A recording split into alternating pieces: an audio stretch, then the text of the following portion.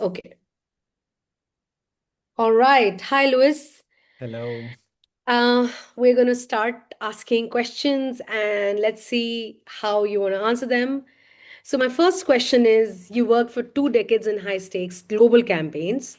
From the outside, this looks like impact and success. What was your invisible but costly inside teams during those years? Good. And to me, this is one of those critical questions Hmm. because of the final part of the question about the cost, but also because of the what do we mean by impact and success? Hmm. And I was thinking about, wow, if I think about impact and success 15 years ago, it Hmm. feels so different to Hmm. what feels impact and success today. I Hmm. mean, you will remember in the early 2010s, there was the kind of golden age of global campaigning. I Hmm. remember very often we used to say democracy is on the march, like meaning Hmm. that more and more countries were somehow moving into a more democratic ecosystem and atmosphere. And at the time also because we were taking advantage of the new technology, all the internet tools, the digital tools that we were embracing, there was Hmm. like a golden age of citizen mobilization. Hmm. And we felt that almost everything was possible in terms of policy and political change. No, Hmm. the I think about those years about the anti-corruption campaigns from Brazil to India to Spain, the Hmm. Occupy, the Arab Spring, then Hmm. the climate action. So in a Hmm. way, if you ask me about impact and success, I would say, wow, we were really on the cusp of a wave. But then if you think about from 2016 onwards, we start seeing like here in Europe and the UK, Brexit, the arrival of Trump, the sense that misinformation and disinformation were beginning to change the public debate, and the beginning of what we've seen like a really trend towards polarization. So somehow campaigning has moved from a big sense of possibility to almost like resistance these days, no? Even sometimes you talk to people and we're talking about survival. So if you think about moving from those days of the golden age into what is today, thinking about the cost for people doing the work, very often invisible. Um, the main point I want to make is that I think we've kept operating as if nothing had changed, really. Mhm. It's like that assumption that no matter how harsh and hard the work is out there, but you can just keep doing. You keep putting more hours. You try to tap into more passion and more inner resources, more commitment. You need to work faster and harder. Everything is more urgent. And somehow also teams, my sense is that across the ecosystem in which we work, we've spread ourselves thinner, even sometimes without noticing that we were doing that. No, so there is very little, has been very little space to think about how we can sustain that emotional and physical and mental pressure. And then the cause, I think that now so many people are talking about this, but think about chronic fatigue more and more being visible. The sense of, oh, wow, we are exhausted. I don't think we can take any more. And I don't think that for most people it's been like a dramatic collapse. I think it's been like quietly building up, and it's been somehow normalized that this is one of the dangers I see when you are going into that level of exhaustion, but you just like don't talk about that. You say this is the price we need to pay. That is this is it. No, this is the deal. No, I think Hmm. COVID definitely brought like a sense both of worsening the pressure and the anxiety, but also it made us open our eyes to what was happening in some respects. The good news is that I Hmm. think that more and more people are beginning to name what is happening. We are having more conversations about burnt out, mental health. What is the culture that we are bringing that can help or not all Hmm. this? So, I mean, I'm going to stop there, but somehow that Yeah, would be like an initial sense of the initial cost that I've seen yeah, building. I understand. So, you describe burnout not as a sudden collapse, but as a slow draining of energy and pressure. How common is this pattern among high performing leaders today? Hmm. At first sight, I think that burnt out is all over the place, no? Hmm. Almost everyone is talking about, oh my God, I'm on the verge of burnt out, or I've been going through burnt out. Hmm. My sense is that definitely something has been going on in this Hmm. sense of a slow draining, but Hmm. I'm also a little bit cautious about the use of the word burnt out because I mean, I'm not an expert that can really understand the actual medical condition, but I Hmm. think very often I see people that maybe they are just tired, Hmm. they are afraid, or they are overwhelmed, and we are using the keyword burnt out to name everything. So Hmm. I just want to make sure that we are serious about when using that. But Hmm. if I think about the symptoms, I see clearly that has become very common across the Hmm. board, particularly high performing leaders and teams.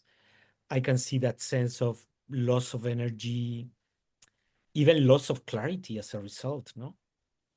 Right. People, I mean, we are still functioning, running around, doing things, but I think there is a growing sense of something is not working in all Hmm. this. And then you get people just calling, say, I'm going to take a few months off because I cannot handle this anymore.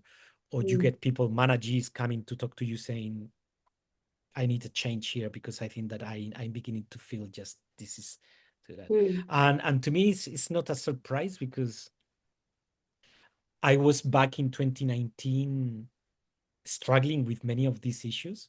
Hmm. And I realized when I unpacked everything that I felt largely overwhelmed, not Hmm. only by the pressure of the work we needed to do, but Hmm. also by the avalanche of information, the avalanche of judgment Hmm. and pressure. And I think that if we think about that, I think it's pretty common across kind of leadership these days. Yeah. And not only in the civil society Hmm. ecosystem, but I think that is like it's across society where I feel that there is like a big crunch. Mhm. Hmm.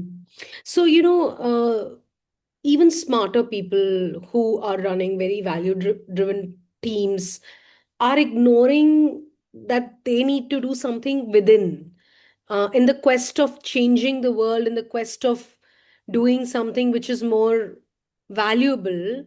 What people are missing today is that they are missing the connection that they have with them within themselves. And why do you think that, what we are talking about, which is burning out, why leaders are not preventing it? What is it that they are missing out to prevent such a problem? And leaders are not that, they're not aware that there is a burnout. Leaders are aware that the world is on another level right now, and we are not sitting in 2016 before era. Post 2016, when leaders, I'm sure leaders are very well aware how the fabric of the world is changing, why most of the leaders are quietly giving into it. What's your take on it? Wow. I mean, again, I mean, this is a fascinating question because it opens so many different fronts. Yes. My experience in the sector I work is that it's not that leaders don't care. I think Hmm. we care. We do. We Hmm. care about our teams. If you look Hmm. at kind of the many things that are done inside teams, organizations about well-being, about trying, I think that there is a genuine sense of we care, but Hmm. maybe there are a number of factors that are making us say it and Hmm. care, but not actually doing the hard work of changing the culture of how we work. And Hmm. one of them, I don't know how familiar you are with the whole humanitarian tradition and the culture of this NGO world, that it seems that we were almost like martyrs. We need to give it all If you work in Mm, this sector, no, I mean, you need to work weekends, you work, you need to travel all the time, you do everything for the sake of the cause. mm, And that also, I mean, has lots of implications, but I think we come from that humanitarian activist tradition. It's like a unspoken ethic of sacrifice. yes. You are here to push through, you don't complain, long hours, fine, the family will be understanding. Also, I think that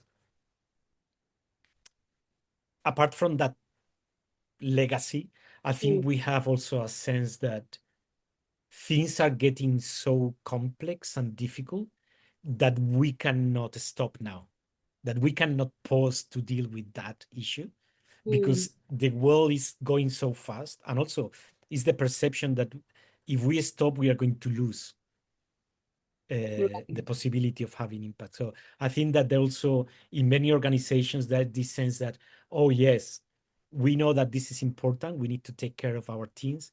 Mm, I mean, but the bad guys are just like running fast. We need to go as fast as them, no? mm, Um, Limited resources, spreading thing I mentioned earlier. mm, The mission that we have is normally like a huge, very often aspirational mission to change the world and to mm, do things better. And mm, that adds to pressure. But also, my sense is that because we are still trying to understand, for example, how digital information and the avalanche of information we are handling, how is mm, that affecting our health? I think mm, that still many people don't understand that you may have like 10 apps to make your life easier, but they mm, are putting more and more cognitive mm, pressure and load on you. right. And that is something also I'm beginning to feel that we are beginning to understand that there is something we need to do at that. So in a way, I see genuine efforts and I work for an organization that I'm part of this attempt to tackle that with kind of serious approach of how we can build teams that are going to be high performing, impactful, but at the same time, Mm, we are going to be managing our energy and our emotions in a way that we can sustain the battle mm, for years. But mm, yeah, I mean, my sense is that we are still not yet treating this as part of the core mm, infrastructure of our work. mm, We still need to walk a little bit that talk. mm. Nice. So, I want to understand also from you that at Avaz and other global organizations, I want to learn from you what kind of learning interventions for leaders or kind of campaigns that for people, you know, you are working and in your working sphere, when you were doing all these campaigns, what really worked and what really stopped working? Yeah. Because Yeah. you have specified this era, the golden era till 2026 and 16, sorry, 2016. And like I want to learn from you what really worked and what are kind of learning interventions have you done for leaders and what kind of campaigns have you done for people across the world that really stopped working after Yeah. 2016. Yeah. I mean, I think again, this is a very nuanced question. It's a great question because I think probably this is where we are trying to figure out, no? Yeah, yeah, And the first thing to say is that what can work for me, it may not work for you. And correct. you see in teams that what is not working is basically delivering training programs that they are very rigid and fixed. Because Mm, then you may be addressing the needs of some people, but then you are losing some people. My sense is that, I mean, I've been working with ActionAid, with Oxfam in those early years, and then with Avaz, and they were different creatures. You have big international organizations with a lot of resources, with more tendency to deliver very well structured trainings and curriculum. And that somehow made sense at the time.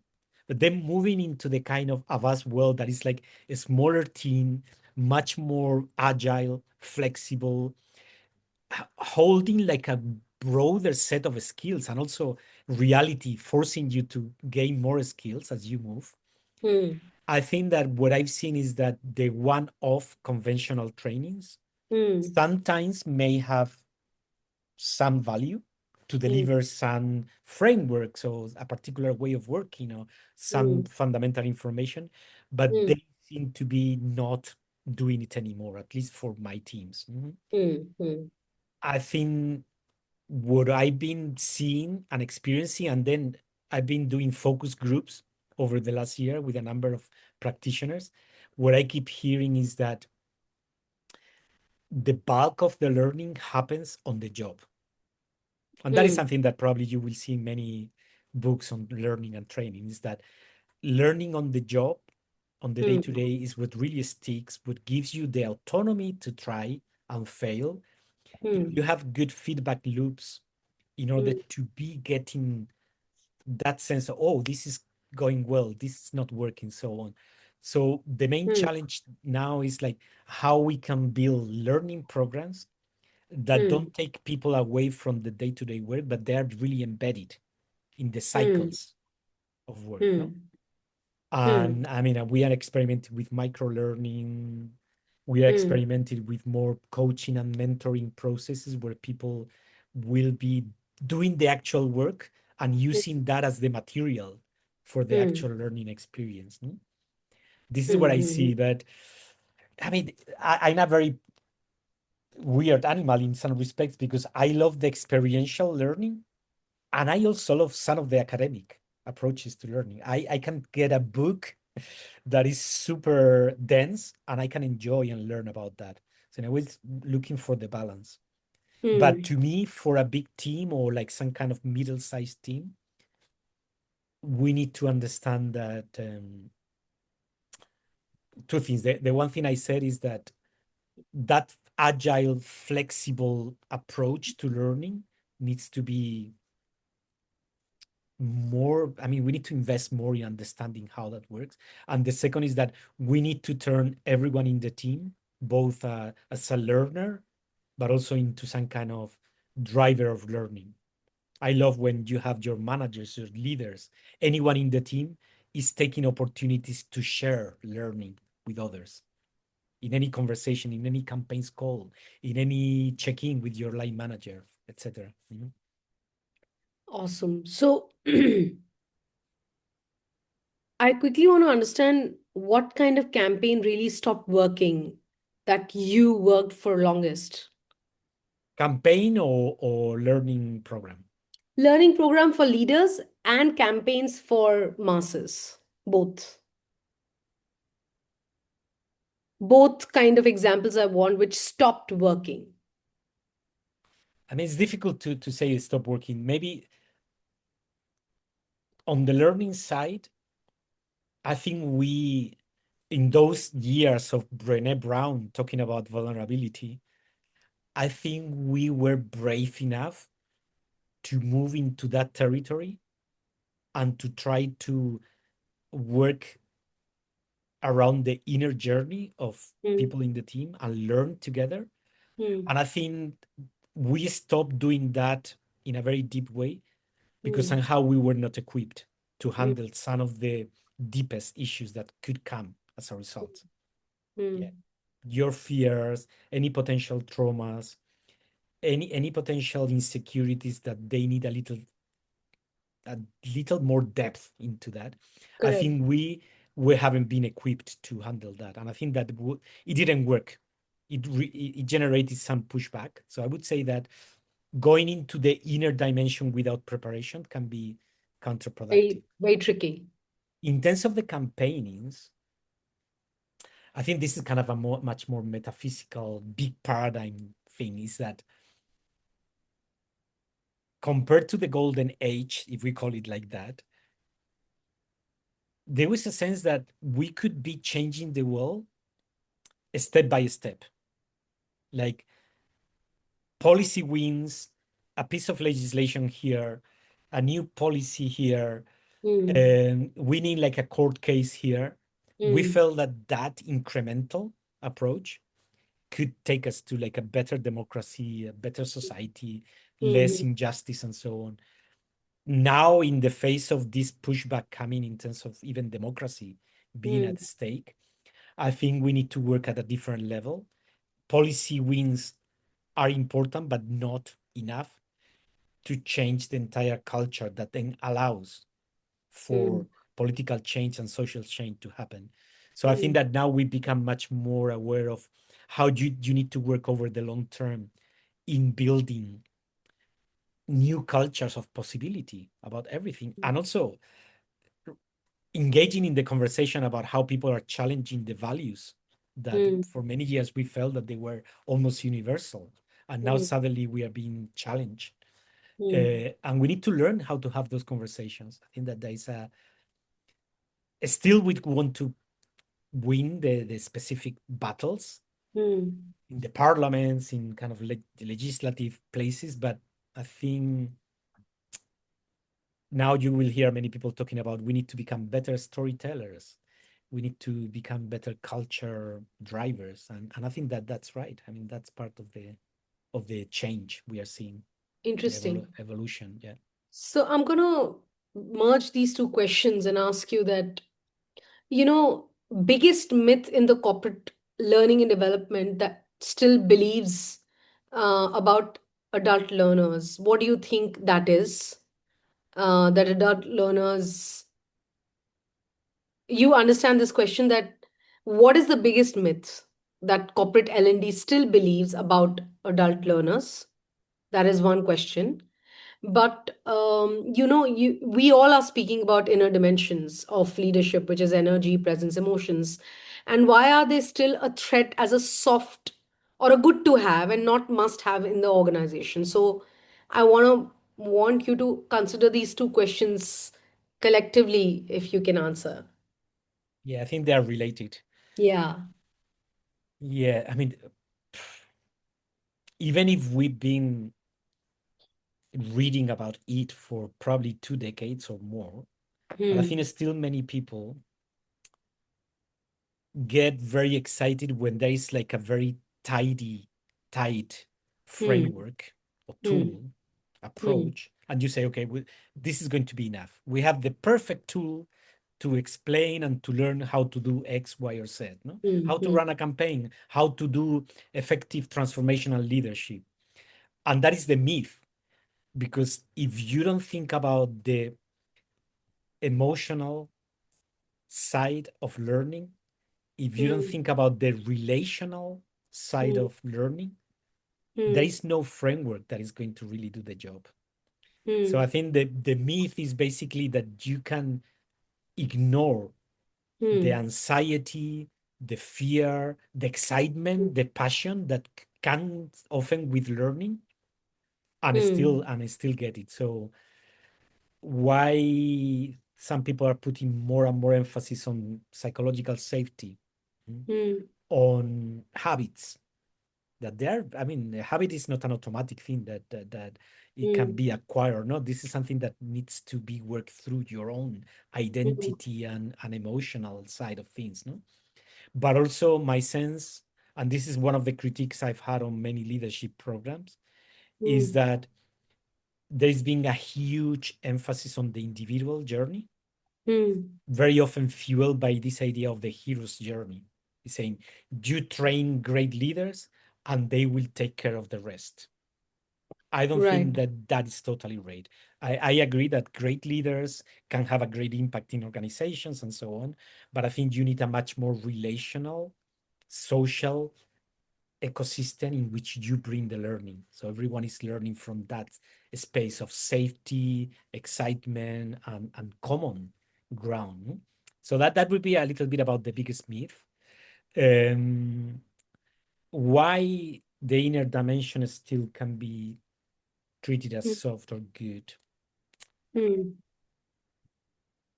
Yeah, I guess because still we are very much driven by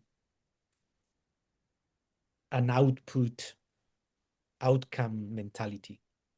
You Hmm. do a campaign, you get media hits, you get maybe some feedback from policymaker, you get a win, So somehow you see the tangible outcomes, and then you tend to measure lots of the things you've done. We brought so many people to the streets. We created so many great materials that then they traveled through media Mm, and went into lobby meetings. We met so many decision makers. mm, That, if you compare that to we built more safety in our team or we raised the energy of the team, how do you measure that? mm, I think we are still learning how to measure, understand, and value what is the actual impact. Because anecdotally, I can tell you, I mean, I've seen myself mm, the time I started to take care of my basics and I started to feel more energetic and more clear mm, and emotionally more not contained but more fluent emotionally. mm, My impact as a campaign director was just rocketing. I was doing more and better with more flow. mm, And then you get your managers coming and say, well, what is going on? And then you say, mm, okay, well, yeah, I've changed this. I mean, one thing I always say that is like a that is, but the best leadership learning I got in my life was get some good sleep and fix your sleep. mm, That unlocked everything for me. I mean, you can go to 100 leadership courses and you get like great value. But to me, the real game changer was like the day I forced myself to address my poor sleep. And then from there, life changes, your work changes. And the same with other fundamentals. So I think that still soft because I think we are still not fully aware of mm. the unleashing power that we can bring as a result of working on that. And that takes time to show, to see, to bring into teams. Right. So, why do embodied practices movement play metaphor unlock conversations adult otherwise ignore or avoid? What can art based or play based or metaphorically done learning programs do to adult learners that usually adult learners feel is very childish and do not embrace it otherwise? Hmm. Yeah, I mean, maybe it's a little bit related to the issues earlier. Um, there is the stereotype of like somehow like an angry activist, no? Hmm. For some people, moving into campaigning activist work may mean Hmm. that oh, things are so crap and so serious that how can you make even a joke about that? And then you have other parts of people that you see, and also myself. I see myself going into a more cynical view. Hmm. Oh wow, no matter what we do, that kind of the world is like that. No? And it's true that I mean most of the good leadership programs and trainings I've seen, they try to bring like a sense of more playfulness, more, I mean, just like tapping into that creative, intuitive part of us. Hmm.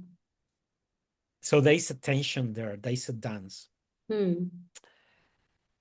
Why somehow adults avoid that often, Hmm. in some places more than in others, is this maybe because we've grown into a state of disconnection from that experience. Hmm.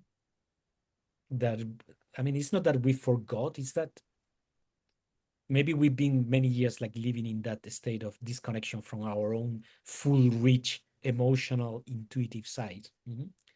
Hmm. But the truth is that as soon as you bring playfulness and movement, you can see the teams and people just like beginning to thrive and move. So, in a way, just like giving it a try. I just started theater over a year ago, and you can see that. I mean, even for just like normal conversation, public speaking, the benefits of just letting go just like don't be afraid of what you can say, how crazy you can be, you know. But it's about muscle. I mean, it's like we've been there's an atrophy of that childish creative thing, and part of that is the education system that somehow takes us away from that Hmm. through many years of school and university. But then also I think this is replicated in many organizations where, yeah, you can joke over dinner, but then the work is serious. But I mean, we are trying to change that. There's some really good examples of how So things if you are. were to advise an L&D leader redesigning learning today, what would you ask them to remove first? Oh wow. Huh. What? Hmm.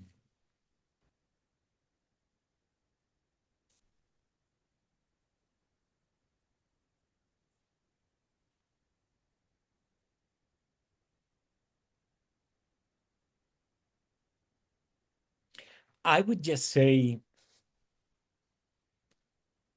don't try to build any blueprint, any curriculum, any formal structure before you really listen to what is happening in that particular team or organization. Don't try to do anything like that before you even feel the energy that is flowing. And I think that I've been here recent because I was just trying to build like this like beautiful framework. But then when that rubber met the road, I realized, I mean, it's not that useful at the end of the day. I mean, any framework can be good or not. It's more about what you let emerge from people, no? So I feel more it's not only for learning, also for campaigning, that remove anything that is going to put too many boundaries and too many signals for people to follow, and just try to cultivate the conditions for what I call the ground to become a place where people can go, share, learn, grow, improvise, wherever. No, so I think that remove unnecessary boundaries and structure, and let people grow more organically. Mm. You need some direction, of course, no, and you need some useful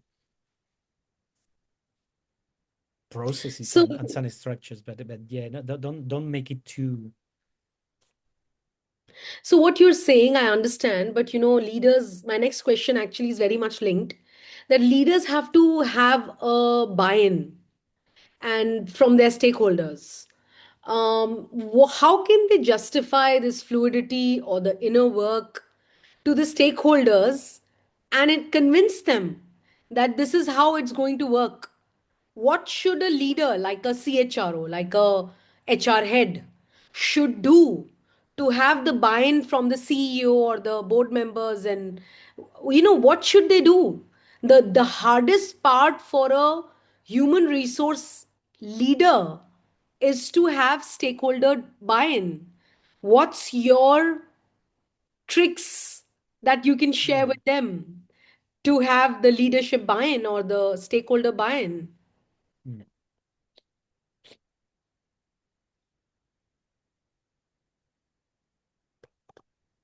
That is a hard one.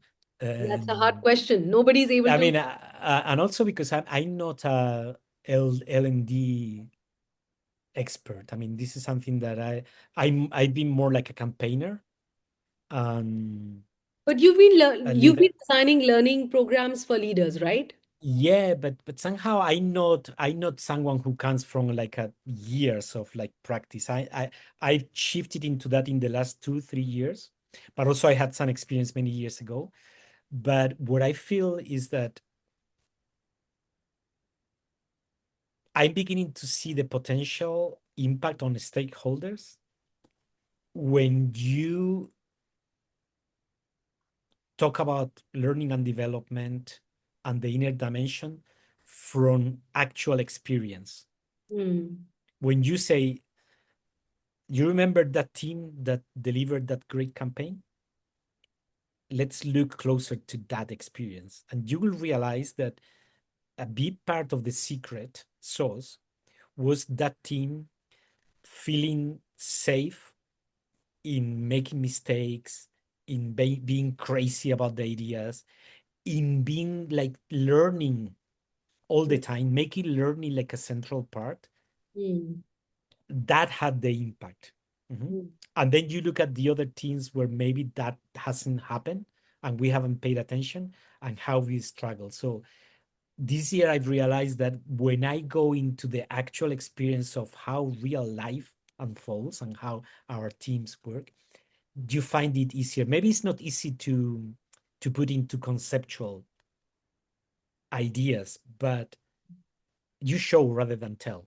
I think that that is something we need to do.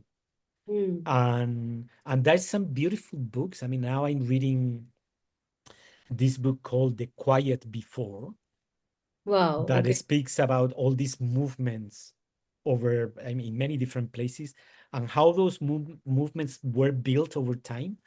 And if you listen to the story, Mm.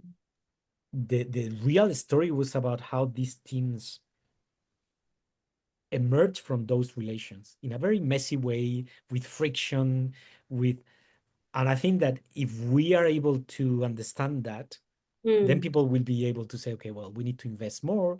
We need to make it a priority. We need to make sure that our campaign managers are also people who know how to Mm. create the conditions Right. for learning and growth in those Right. teams. Mhm. Right. Yeah. Awesome. So, this is my second last question to you, but it's also a very tough one. What have these 25 years taught you about change that you wish every leader understood earlier, but at least should now understand? Hmm. Yeah. There is something I heard recently that somehow says that change happens first slowly and then suddenly. And I think probably when I thought about that, I said, yeah, I mean, very often the sudden changes, they feel sudden because the gradual change over even decades has been pretty much invisible to you, but it was there. Mhm. So I've also, I mean, when I read about that, I began to reflect about my own experience, my teams, what I know about my sector, and I say it's true. I mean, I think that I've seen how years of like a struggle to figure out something, and then one day suddenly you just click. Mhm.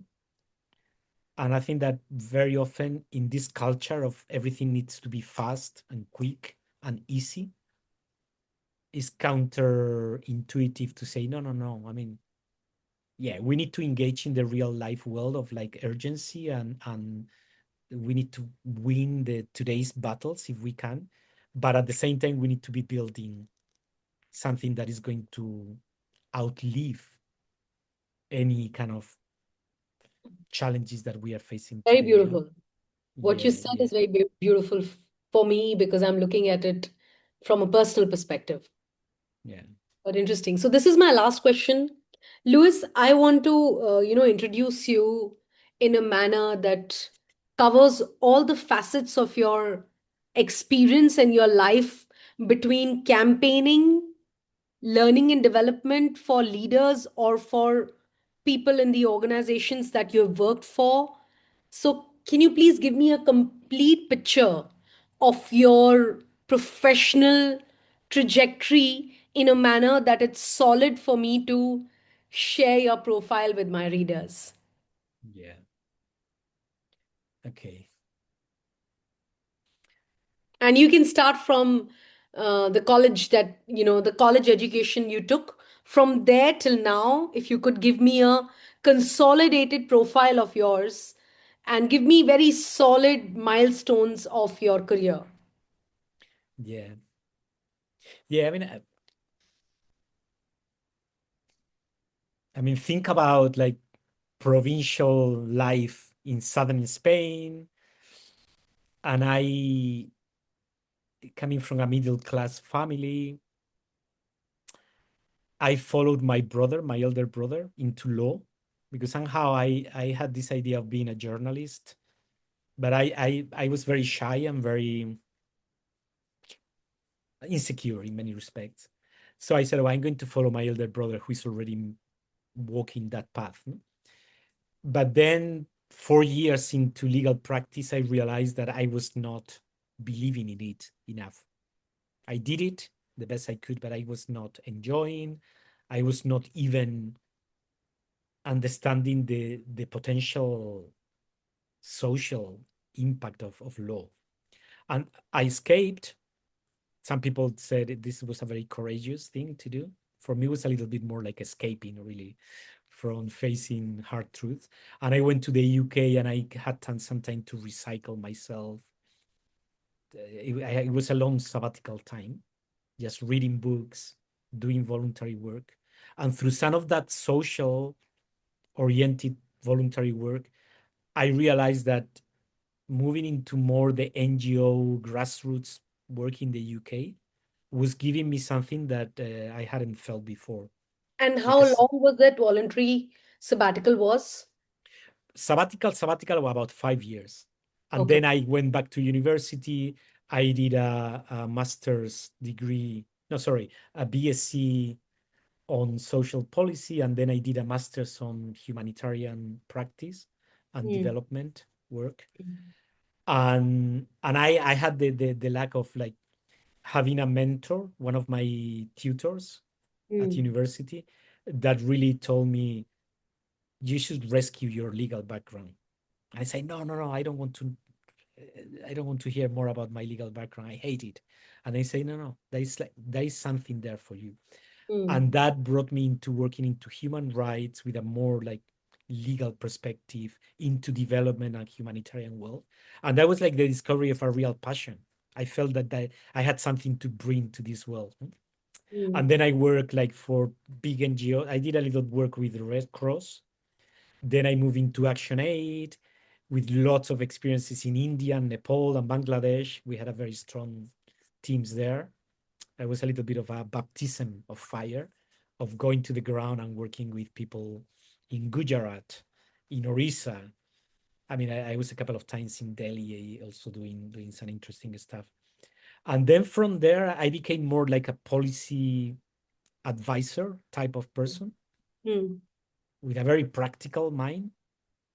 And then they knock at my door saying it's a new universe of online digital campaigning that is emerging in the late, it was like 2008 or so.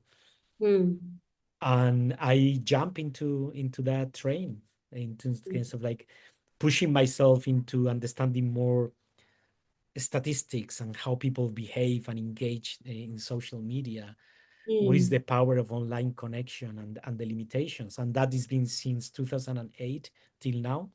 mm, Much of my work has been like leading campaigns mm, on environmental protection, climate action, human rights issues, anti-corruption, like a public interest campaigning across the mm, board.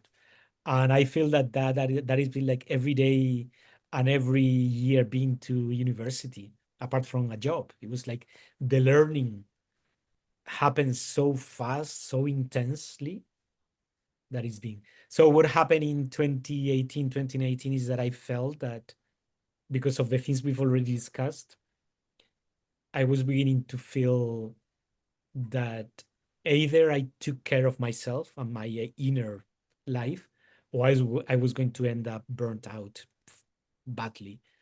And that was the time where I started to be more curious about the neuroscience of the high performance teams in sports, in arts, how creative powers can be unleashed through understanding how your biology works, how you can manage your energy in a way that allows you to be working at a high level of impact mm, without understanding the cycles of recovery and search. No, so it's been like a fascinating journey that took me into taking more.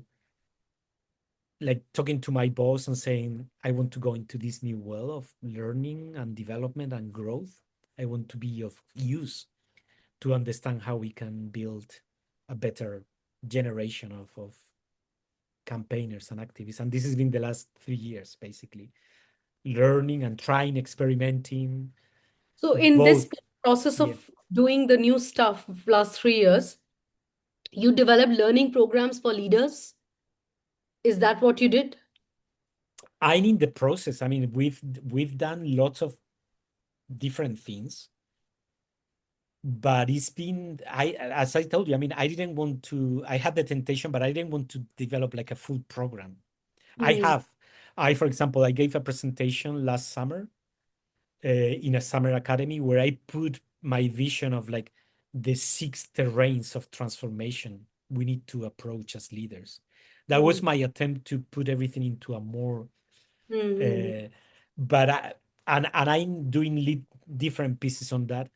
And Hmm. this year with Avas, it's been like building the foundation of the new learning program and Hmm. beginning the experimentation. And now we are moving into 2026 with a beautiful sense of possibility and scaling up. And then, yeah, I mean, that is kind of my, it's been much more experiential rather than like academic. Hmm. All right. So, any last message for the learning world of work? What is your last message for the world of work when it comes to learning? Hmm.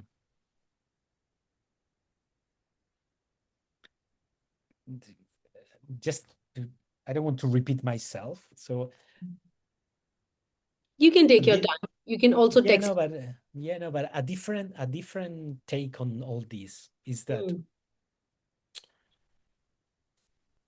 one of the big realizations that we see being discussed and talked about in all our circles is about the need to go much deeper into collaboration. mm, The current challenges and the arc of history is mm, demanding us to work together in a way that probably we've never done so far. mm, Mhm. mm, And I think we've been learning somehow how to build coalitions, how to work more decentralized, and so on. mm, But one of the realizations that I would like to share now is like those movements and coalitions and networks that, in my experience, have done better to stay together, to generate ideas, and to bring action that matters. My sense is that in all of them, joint learning was crucial. It was not only about doing things together. It was mm, not only about, oh, let's have a great strategy and just run and do it. mm, It's been about how, what can we learn together, and mm, very often in a very uncomfortable way. What mm, can we learn about ourselves, about the world, about what works and doesn't work, the tactics, the strategies? And this is what I want to bring is that maybe people that have a deeper insight into learning and development and team growth and all that, they have a big thing, a big contribution to bring to this era mm, by saying, hey guys, great that you are building a new campaigning coalition to win this policy on X, Y, or Z. mm, But we want to work with you to make it also like a learning experience, something that we can use as a yeah, something that mm, after the campaign we should be at least better at getting better. mm, I love this idea that it's learning to learn in a way. mm. Very nice.